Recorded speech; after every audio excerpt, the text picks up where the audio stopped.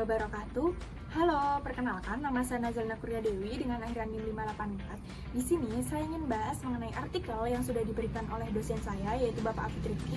Nah, artikel ini artikel penelitian milik Dr. Tirta. Nah, artikel ini berjudul mengenai pengaruh brand ambassador mikro dan makro terhadap soft dan hard selling pada sepatu Piero. Nah, langsung saja masuk ke dalam hasil penelitian ini. Yang pertama ini, penelitian ini itu menggunakan pendekatan eksperimen kuantitatif. Nah, di penelitian ini menggunakan metode multi ANOVA. Nah, penelitian ini mendapat responden sebanyak 339 orang dan dikelompokkan menjadi 4 kelompok. Yang pertama adalah micro-influencer dengan gaya bahasa soft selling, yang kedua adalah micro-influencer dengan bahasa hard selling, yang ketiga adalah macro-influencer. Nah, makro ini menggunakan bahasa soft selling, dan yang keempat atau yang terakhir ini menggunakan macro-influencer dengan bahasa hard selling. Untuk micro-influencer ini dipilih dengan pengikut yaitu sebanyak 50.000 sampai 100.000. Yang kedua, macro-influencer ini dipilih dengan pengikut lebih dari 500.000. Nah, pada penelitian ini menggunakan metode multi ANOVA yang sudah saya sebutkan tadi. Nah, metode multi ANOVA ini membandingkan ada 4. Yang pertama adalah citra merek, yang kedua adalah kesadaran merek, yang ketiga adalah kepercayaan merek, dan yang terakhir ini adalah kepuasan pembeli. Nah, pada artikel ini dan penelitian yang dilakukan oleh Dr. Tirta ini, saya menemukan temuan utama. Yang pertama ini membahas mengenai citra merek pada sepatu Piero. Nah, untuk citra merek ini ternyata di temuan ini atau di artikel ini tuh tingginya pada macro influencer. Nah, macro influencer ini menggunakan bahasa hard selling. Nah, hal ini dibuktikan dengan persentase yang tinggi yaitu pada 60,2%. Berarti dari 60,2% ini kita melihat bahwa responden itu tuh menyukai dan mengenali sepatu Piero ini dari influencer Ari Lesmana. Menurut saya hal ini tuh sangat logis karena macro influencer ini umumnya memiliki jangkauan publik yang lebih besar karena pengikutnya itu lebih dari 500.000 pengikut, sehingga Ari Lesmana ini membangun citra merek itu secara cepat karena dengan pengikut mereka yang banyak. Nah, temuan yang saya dapatkan yang kedua ini adalah mengenai kesadaran merek atau brand awareness. Nah, pada temuan ini ternyata sama dengan citra merek, yaitu lebih menonjol pada macro influencer. Nah, baik dengan menggunakan soft selling maupun hard selling. Nah, ini dibuktikan dengan presentasi mereka itu sama-sama tinggi. Yang soft selling ini adalah sebesar 60,2% dan hard selling ini sebesar 59,1%. Yang ketiga, temuan yang saya dapatkan ini adalah mengenai kepercayaan merek. Nah, di kepercayaan merek ini ternyata yang saya temukan ini lebih tinggi di micro influencer menggunakan gaya bahasa soft selling. Sedangkan tadi kan di citra merek itu menggunakan yang tinggi itu menggunakan macro influencer dengan hard selling.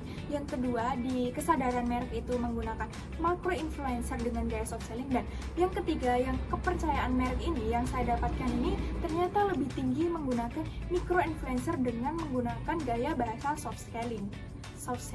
Nah, kepercayaan merek ini yang menonjol pada micro influencer menggunakan soft selling ini dibuktikan dengan data presentasi responden yaitu sebesar 47,1%.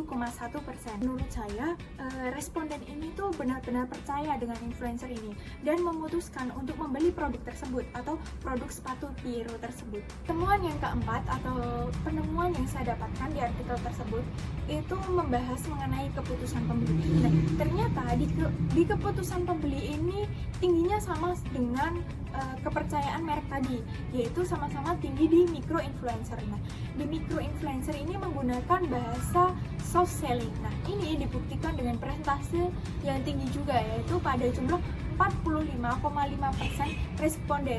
Hal ini menurut saya berarti responden ini lebih responsif terhadap pendekatan yang tanpa alami dan jujur.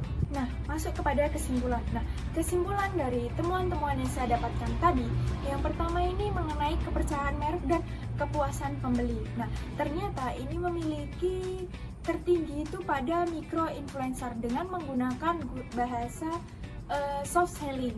Nah, yang kedua ini mengenai citra merek dan juga kesadaran merek. Nah, di citra merek dan kesadaran merek ini tinggi pada makro influencer menggunakan gaya bahasa soft selling.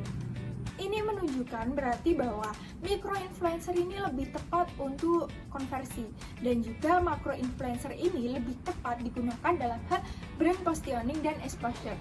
Selanjutnya membahas mengenai pembahasan penelitian yaitu peran strategi mikro versus makro influencer. Nah, yang pertama ini yang saya temukan bahwa mikro influencer ini strateginya lebih tepat juga karena lebih terpercaya dan mereka itu menggunakan gaya bahasa yang natural. Nah, untuk makro influencer ini meskipun menurut saya tidak sepersonal dengan mikro influencer tadi, tetapi makro influencer ini mampu untuk meningkatkan awareness dan juga citra yang adaptif meskipun makro influencer ini menggunakan bahasa gaya hard selling.